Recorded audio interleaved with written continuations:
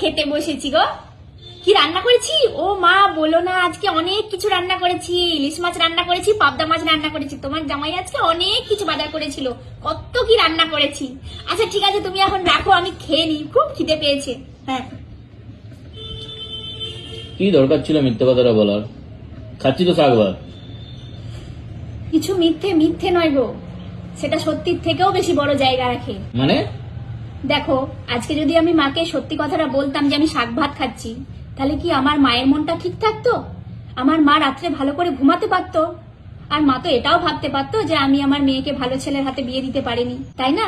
তাহলে আমার মায়ের ভালো থাকার জন্য যদি আমাকে মিথ্যে কথা বলতে হয়, তাহলে আমি মিথ্যে কথা বলতে রাজি আছি। আর মন্দিরের প্রসাদ, সে শসার টুকরো হোক বা মিষ্টি, সেটা দুটোরই স্বাদ সমান।